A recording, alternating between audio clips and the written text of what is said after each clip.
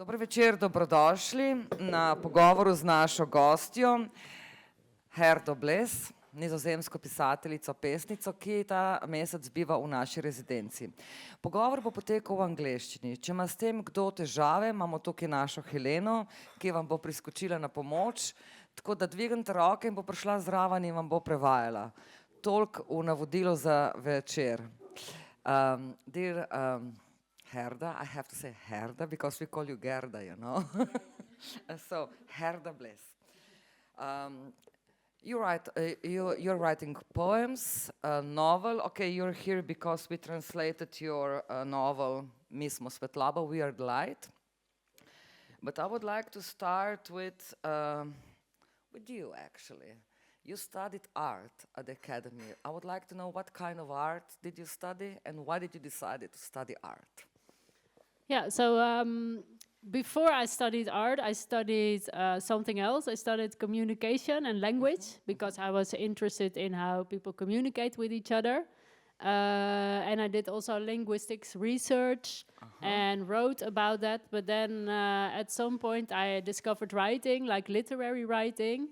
And it was kind of a different way of thinking, which I enjoyed, more creative, more free. And it was very difficult for me to still write science because you have to be very strict and do everything according to the rules. And then because I was writing, I wanted other media as well. So that's why I went to the art school. And actually, I think I still keep on writing. So that's my main thing. But I'm kind of like exploring a little bit the boundaries of writing. So, for example, I make a sculpture in metal that is like that, of a very big word, one inferno, and I kind of how do you say that? I transform those letters, I make them smaller and smaller, so it becomes kind of like a curl wave. Or I make like a sentence and I do embroidery and I kind of expand the words. So I'm kind of still writing, but then in a different way, more visual. Okay, in the air, yeah. Sculpturing. Okay, it's still writing, huh? Yeah, yeah. When I met you here in Novo Mesto, you did told me more about your linguistic research, and it sounded very interesting. And I would like you to repeat for our audience now. Yeah, because probably it happens a lot. I just talked also to someone with a bilingual family. It is about receptive multilingualism. And that means that you are both, you have different languages. And for example, I would speak my native language, I would speak Dutch, and you would speak Slovene. And because we understand each other's language, we can have a conversation. You think we can do Dutch, Slovene? No, not yet. I mean, only I'm Slovenians understand I'm studying Slovene. still. But probably, I think it happens maybe, for example, between Serbians and Croatians or Slovenes and Serbians, I don't know. If you know each other's language a little bit, like in the Netherlands, you have it can happen between Dutch and German speakers. So I did my research on Dutch and German, yeah. How did it look? What did you do? So I made little experiments to see if people can understand each other in that way better or less good than in English. So I made them like solve, those little maze puzzle where you have to walk through a maze. So I had them like do it together, like one had to explain to the other, you have to turn right there and then you have to go like that. And they had to do two in English and two in German Dutch. And then I would kind of compare how they solve and how fast they are to solve it. But did you discover that's something that goes into their advantage, that it's better if people communicate in similar languages, not in the same?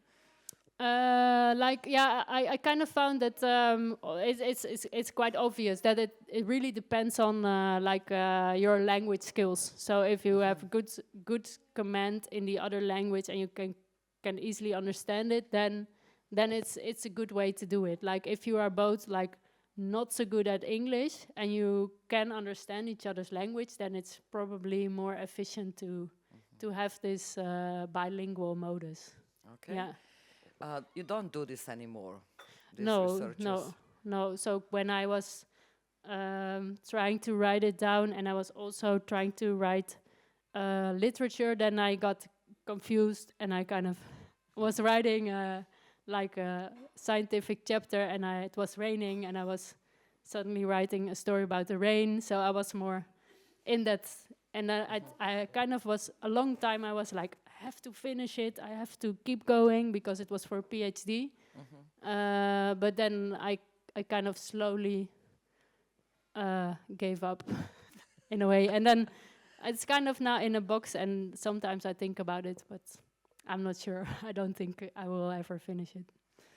Okay, you're writing poetry, short stories, novels. What else do you do? I mean, we'll talk about your literary work, but I would like to know how, I wouldn't say daily routine looks like, but what takes most of your time? What are you living from and so on? Yeah, so most important now is writing. So I write now on a new novel. I have some stuff with me. Maybe we talk about it later as well. And then I also write for newspaper. Also, yeah, to get some money, of course. And I also working on the visual arts I'm doing. But that's actually not for making money. But I like to have these little side projects. So, for example, just now upstairs, we are living now upstairs. I'm with my husband and son here. And we had some paper like to draw on the table. And I started to kind of, how do you say that, draw the outlines of the objects on the table. And now I'm like, okay, I'm going to do that for 7 days. And I have this little kind of blueprint of our days, of 7 days in this house. And I'm kind of working on that. But that's more like maybe getting a little bit distraction from the real work. Yeah. I thought it's going to be that our flat, our residence is going to be a new witness in a new novel. That could be. Maybe it is. It is witnessing now. What's your main topic? So you're living out of writing. That's your main thing to do. That's you don't have to have a serious job to write in the afternoon. No. Yeah, with the newspaper, and the Netherlands has a good literary funds that you can get some funding for writing books, and then also there comes some money from like giving talks and that kind of thing, going to schools. Yeah. Because in Slovenia we have a few people, writers, that they just write, they don't do anything else. All of them, the rest of them, they have serious jobs during the day, because you can't be, or rarely you can be an author living just out of writing. Yeah. So what's the situation in your country? Is it easily to live, to just write? Yeah, no, I think it's also quite rare. But yeah, I'm a bit lucky, like also with the success of this novel that you are also publishing, that was translated in many languages and it won some prizes, so it was sold a bit more than usual, and having quite a cheap living style, like that combination, that not living in the capital of the Netherlands helps. Yeah. That kind of thing. Yeah. All the capitals are so expensive. Yeah. Yeah. What are you writing for the newspaper? You said that you also work not as a journalist, but you do some researches for them as well. For, I guess it's a daily newspaper. Yeah. So I was actually writing a column, and then now I came up with this idea to do a weekly little thing where I. That will be on the back page that has little bit of fun little articles, where every time I sometimes have these ideas about how we can improve the world.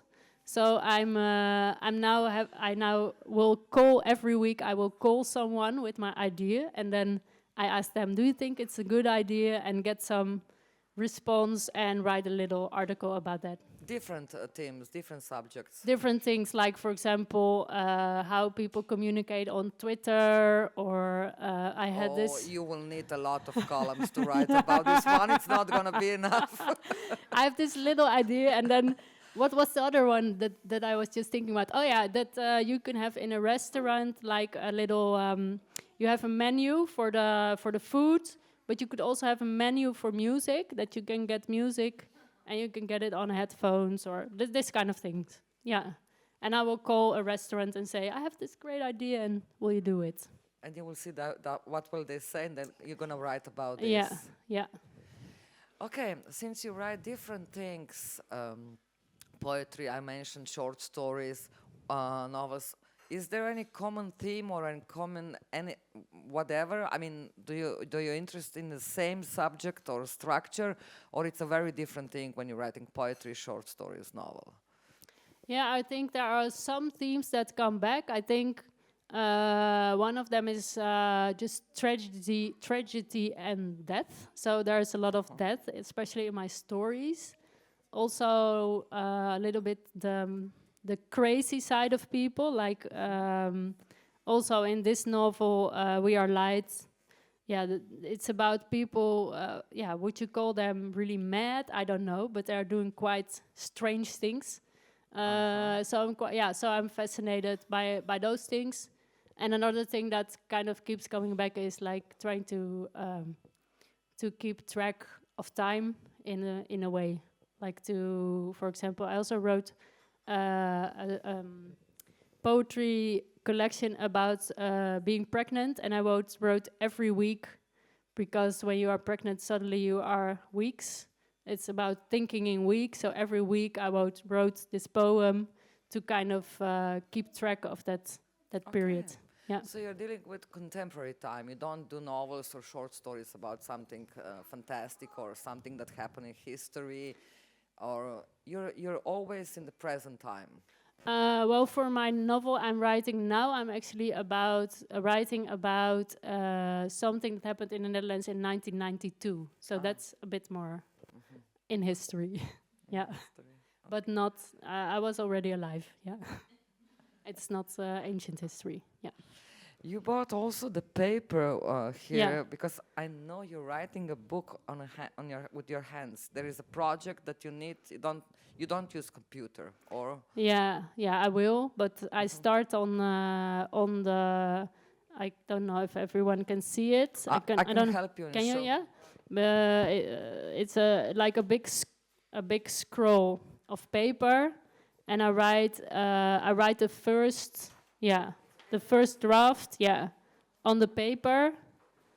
And I like a little bit mathematics, so every chapter is longer than the previous one, according to the golden ratio. So every chapter will be like, every scroll is bigger than the previous one. And it's measured in meters. So this will be 45 meters. I'm almost there. I'm actually now on 43 meters. So I've only 2 meters to go. And then this one will be finished, this chapter. Why are you doing this? I mean, it sounds a bit like a torture, writing on a hand, not on a computer. I mean, do we do still that, or why do we have computers? Well, it's kind of for me a way, because there is some how do you call that? Like writer's anxiety to write. And it kind of helps me to get out of that anxiety. Like, there is this writer, I forgot the name, who wrote on square. Weet jij het, Robert? Die op van die kleine blokjes schreef, kleine blokjes papier. Weet je wie dat was? Okay, there was a writer who was writing on like paper with, how do you call that? Lines and lines like that. And he was saying it's better because I just have to fill the blocks. So it's kind of a way to kind of get out of your fear of failure. So here it's also a bit like this. I have to, like for my first draft, I don't have to write very good stuff. I just have to fill the space. Yeah.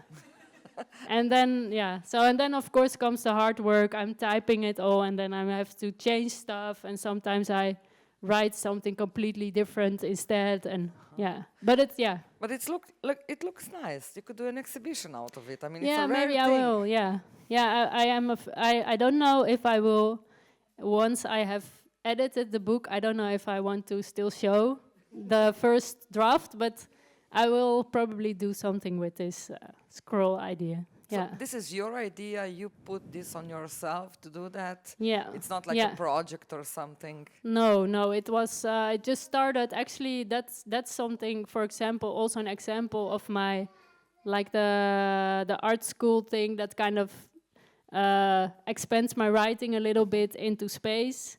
So actually there I came up with this idea of expanding and shrinking things, and I kind of translated that, like, I can also expand my chapters, and then I thought, how can I translate this into space? And then I came up with these scrolls, because you can measure the length, and in that way kind of make it material for yourself. Yeah. Where do you get this paper? I mean, can you IKEA. buy? Ah, It's a good store. I don't like shopping, but I like IKEA, you know. Yeah. I do understand. Yeah. Wow, but I mean, it's amazing, you know, to do all this handwork nowadays. Yeah. It also, when I do this, I get really good ideas sometimes. I think that I don't get if I'm typing. Yeah, it sometimes gets me in strange places, which is good, I think. Yeah. Great. So the book that we will also mention, and we have it now in Slovene, it was your first novel, but it was not your first book. You already mentioned some themes that you're dealing with in short stories and poetry.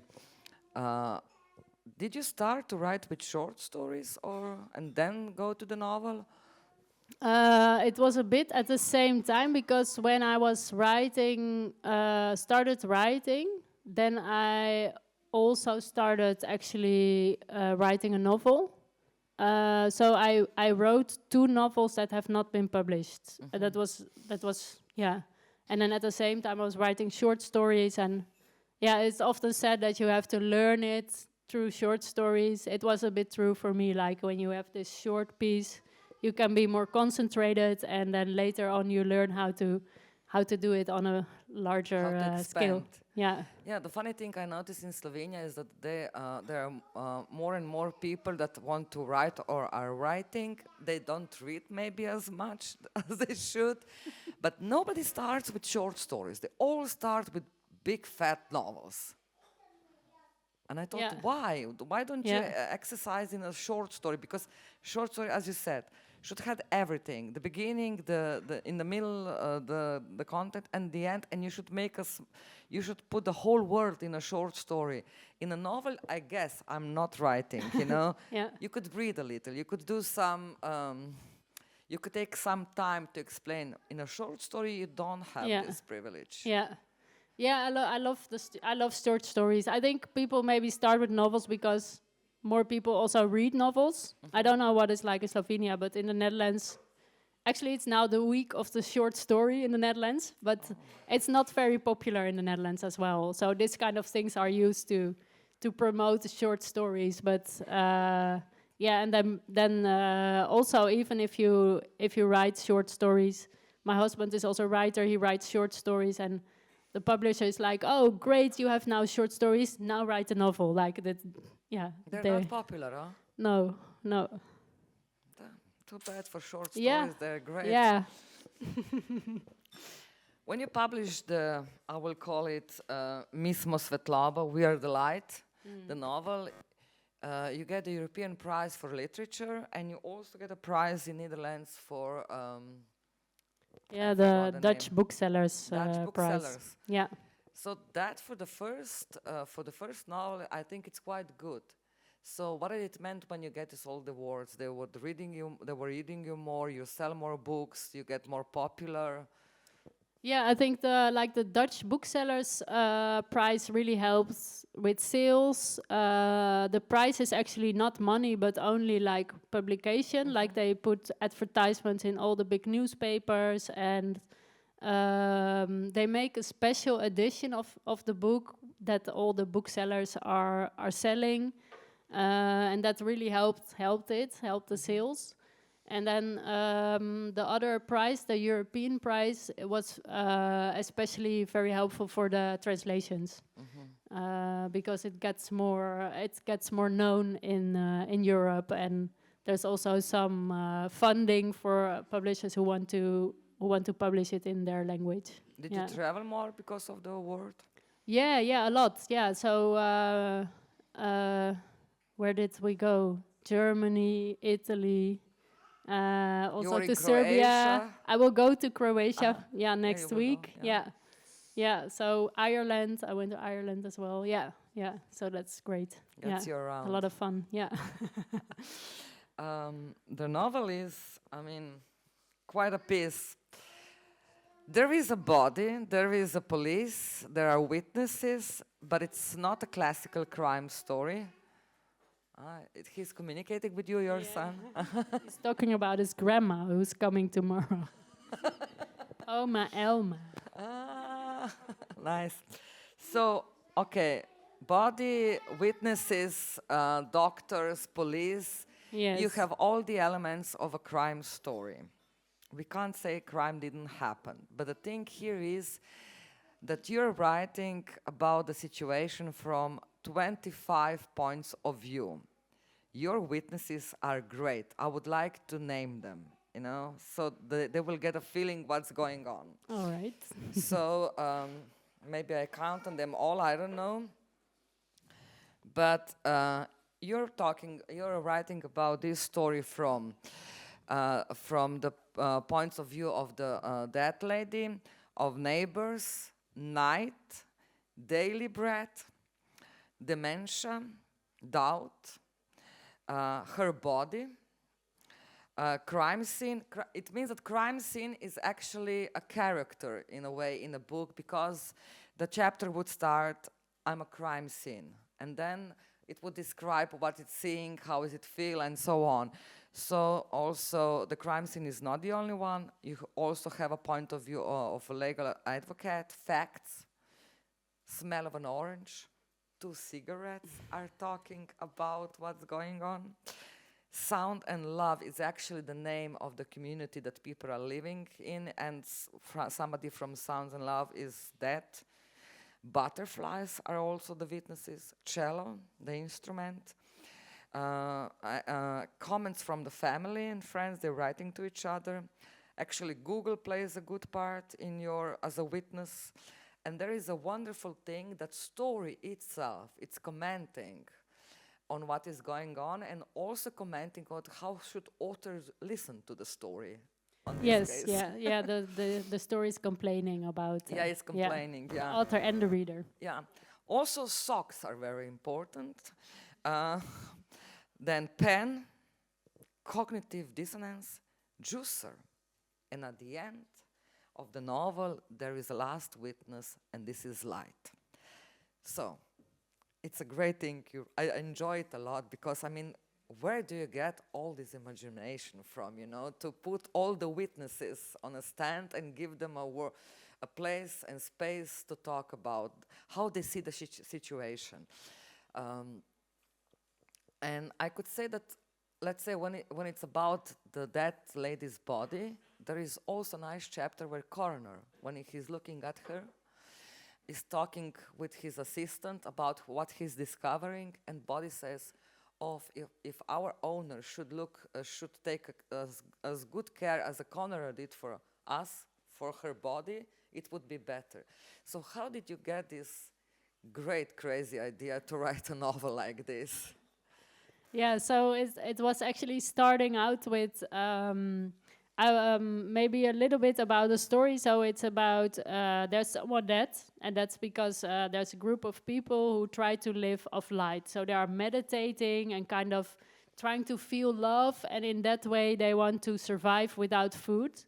And then at the beginning of the book, one person dies, and I was really fascinated by this idea that, of course, it's a crazy thing to do, not eating. So that was my first fascination. But then also 4 people doing this together, and no one at some point is saying, wait, something is not right.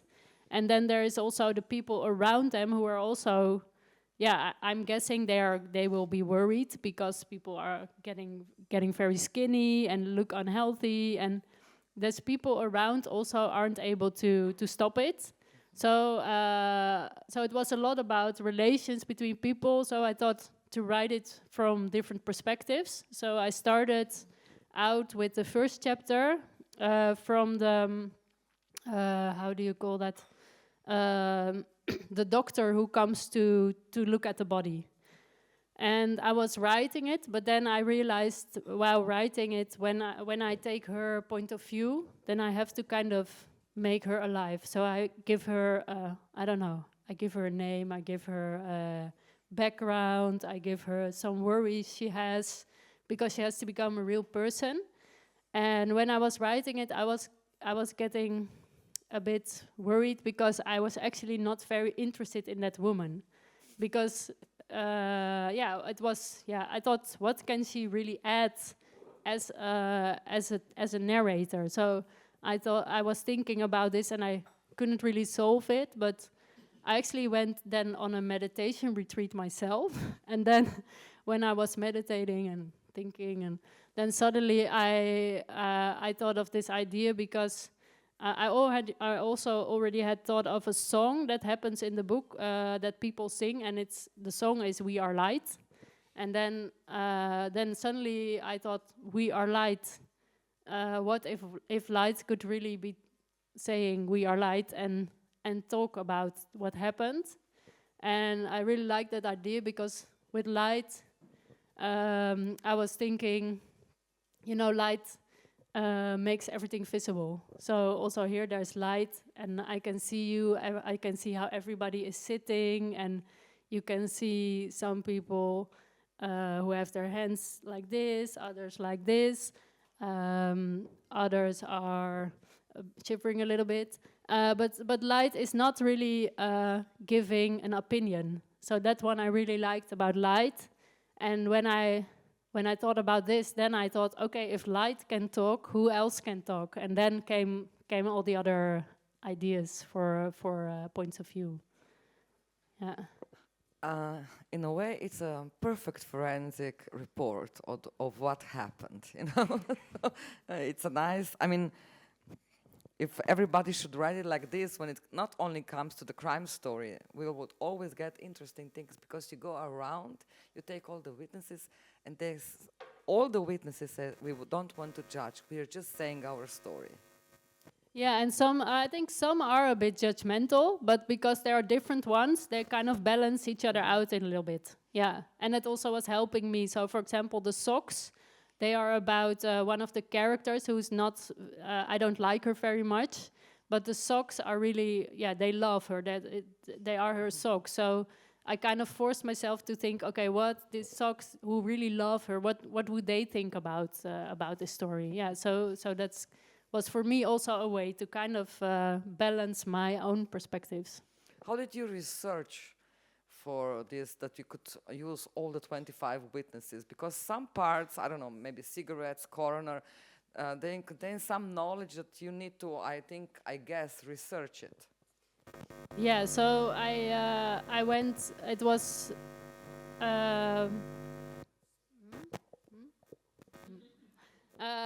maybe like this. I went. There was a lot happening in a police station, so I went to a police station to get some, to know what it's like, and also to know how a detective, like a real detective, thinks about how they are kind of what their work actually is. And then I did also some online research, like the coroner. I found this manual about how you should do this abduction after someone dies. Mm-hmm. So I read from there, like, you have to first cut it like this and then like this. So yeah, kind of that's internet research, or I called friends who had certain jobs who helped me with it. Yeah. It's not as much as it's about that body, and it's about how she died, but it's also about the community. Nevertheless, it's about sound and love, or any other. Is it about how people look away when something is wrong, when they are not dealing with the problem? The neighbors saw them, this small community of 4 people. They would say, okay, they were wearing colored dress, but they were getting skinnier. They were maybe at times more crazy than the other time and so on, but they're all just watching. Is it also about the community and how if you don't do anything, if you're quiet, is it about also responsibility of people around somebody with a problem? Yeah, it's a bit. It is asking that question. Like it asks, how can this happen? I don't know what it's like in Slovenia, but those neighbors, they are saying like it's a free country, and that's kind of also I think a little bit the how we deal with this kind of things in the Netherlands. Like you shouldn't interfere too much with other people. So you can talk about it with each other, but you won't actually start doing something very fast. So it's maybe more about why is it not happening than like saying you should do something, but more like how can it be? Yeah. And it's also I think it's really a difficult one because they're not doing something you can actually prevent them from doing. If they really want to act in this way, it's really hard to convince. You can't help people that don't ask you to help them. Or that don't want to be helped. In a way, what happened is by the choice of the body that is dead now. The owner. The owner, Yeah. But it's also about the dynamic of a group, of a small group. Could be family, actually. It's not important if they're family, friends, what they are. It's about the dynamic of a group also, I think. So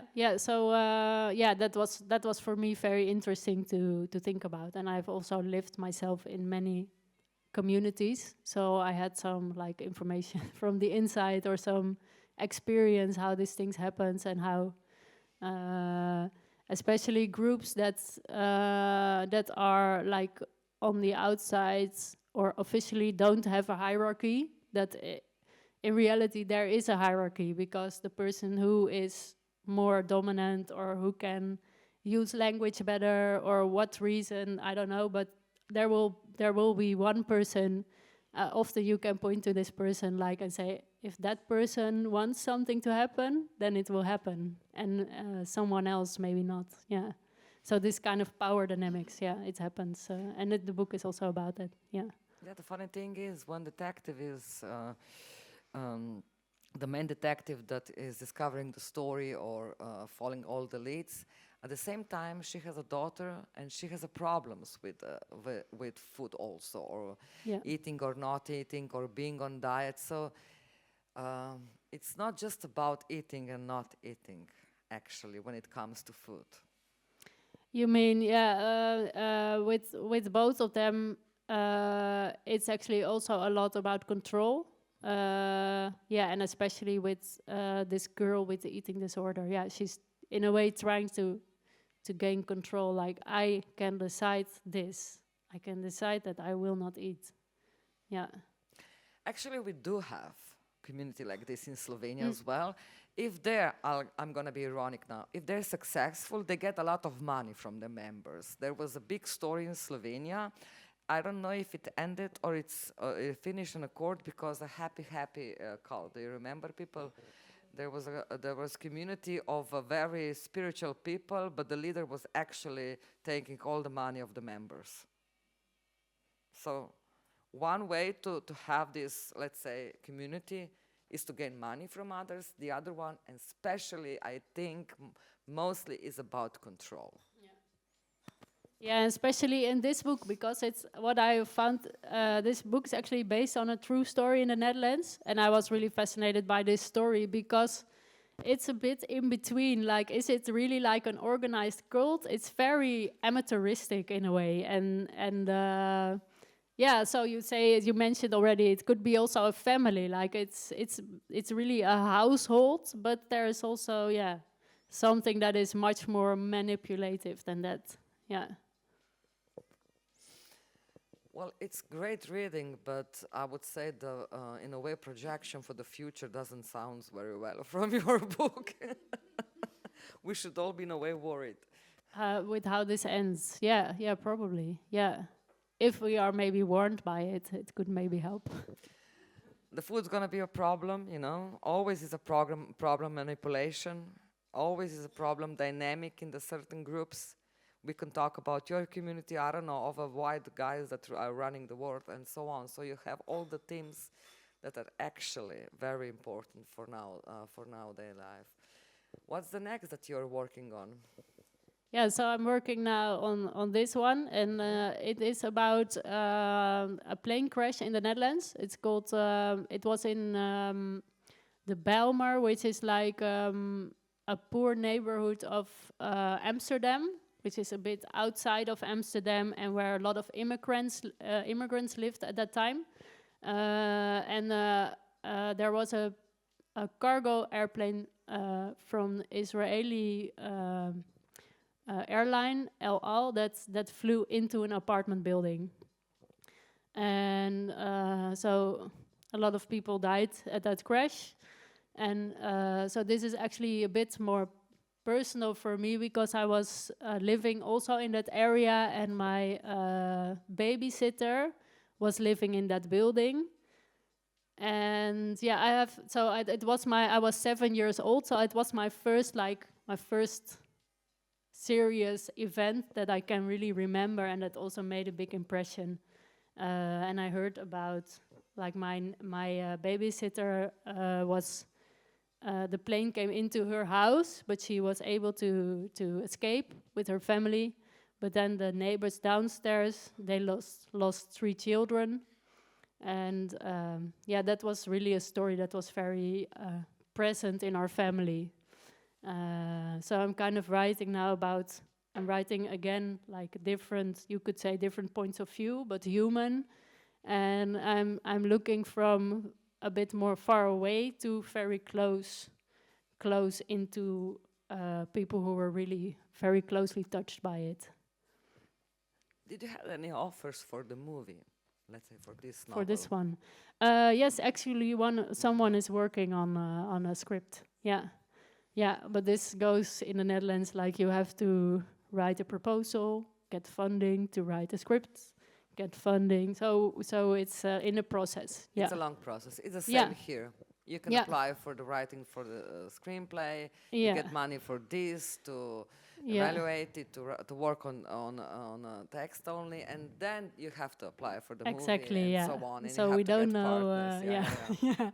Yeah. But you will be part of this crew. You will be part of writing a movie, or no. She asked me if I wanted to, but I thought. Yeah, I was already working on another novel, and I thought it would be a bit confusing. Also, I don't know anything about film, so I would kind of have to learn that. So, but actually, she has now kind of a first draft. So I promised I would read it while I'm here in Slovenia. I haven't started yet, but yeah, I will read it soon. Yeah. Maybe we could start by reading short part from the beginning. I think it would be great to hear it in Dutch, and then you will have to listen to my reading in Slovene. So I will read from the beginning. So the title in Dutch is Wij zijn licht. And this is the first chapter. Wij zijn de nacht.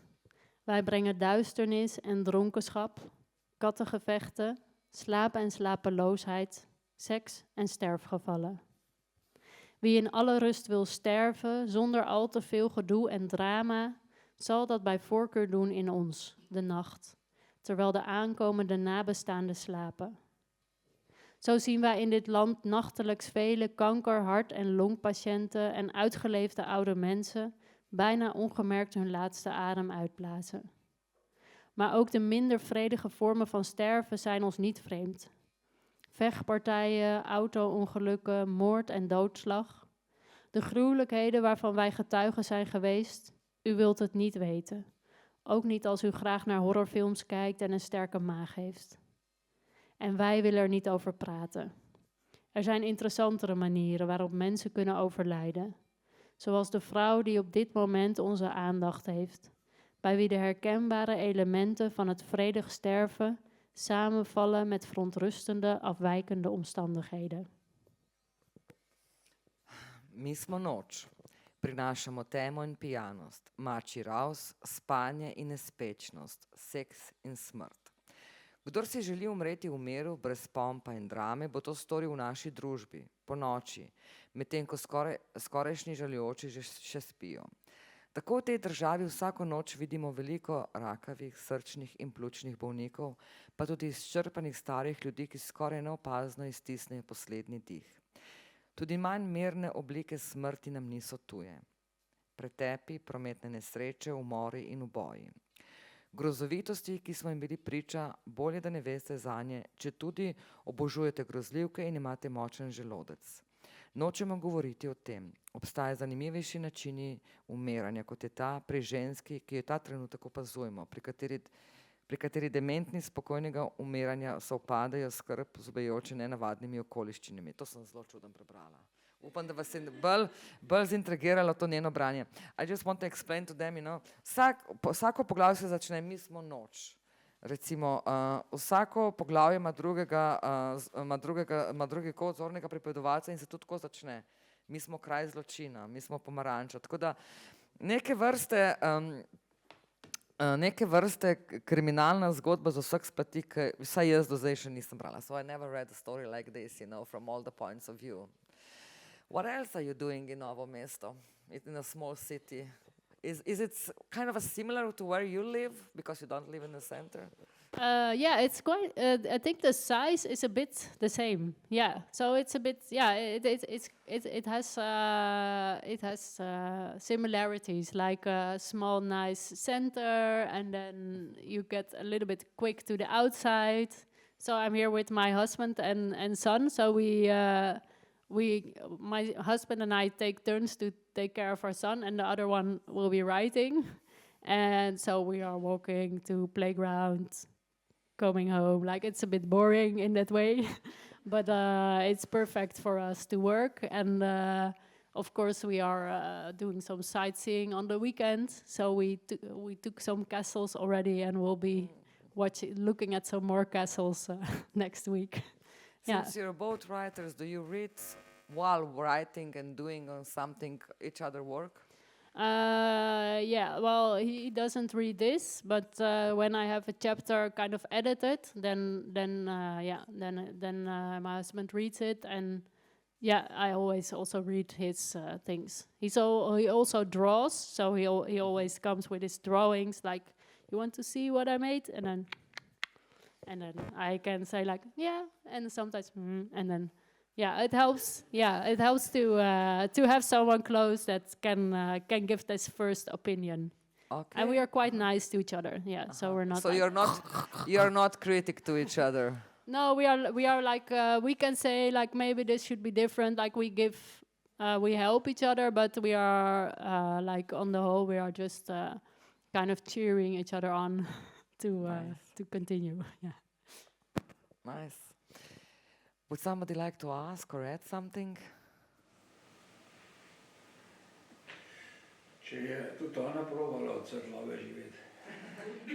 He wants to know if you ever lived without a food and just feeding yourself with light. No, I haven't tried it. No, when I was writing the book, some people suggested it to me, and I was like, maybe, but no. No, I think that's also one of the reasons why it's so fascinating to me, because I really cannot imagine how you can live like that. Yeah, in a way, like, yeah, it's so important to me, food. Yeah, and also I think that's like a more existential thing. Like, you try to not eat, you are trying to like defy reality in a way, because the reality is that you do need food. So. Yeah, that's very interesting to me, but I have not tried it myself, no. But you believe that she decided, your character, the main character in the book, she decided not to eat, not to live? I feel it's that complex, she is kind of manipulated also into this, yeah. And if she is manipulated into this, is the one who did it to blame? Yeah, that's the difficult one, because that woman who is the most dominant woman, I kind of also believe in her intentions in a way. As crazy as she is, like, I do believe that she really believes that this not eating is a good idea, like it's good for you. So if I would have to point like someone who I really feel like you did something wrong, you have these gurus online who are kind of promoting this lifestyle and making money from people taking retreats with them, and they will explain to you how you can do this, or they're writing books how you can do this. This kind of people I'm a bit more judgmental of. I think, that's, I'm judgmental. I mean, there is no mercy, I think. Or they want attention, manipulation, or they want money. They are hungry of something, and they will get it from other people. I think so. I think they're lying. They have to lie. Because these people really say that they can live without food. There is this people, this family. They make films that the mother is pregnant and she's like, I'm not eating, and everything is great. It's just unbelievable. Oof. People are awful, but your book is great. So. Thank you for today. Of course, I'll just make an announcement. They can buy a book for a cheaper price and they can get your signature and so on, because you're... Maybe she... I can write. Torej, kupite knjigo, danes je cenejša in mogoče vam še kaj napiše in nariše v knjigo. Tako da to je ena redkih priložnosti. Thank you very much for tonight. Thank you for having me. And being here. Lovely. Lep večer še naprej.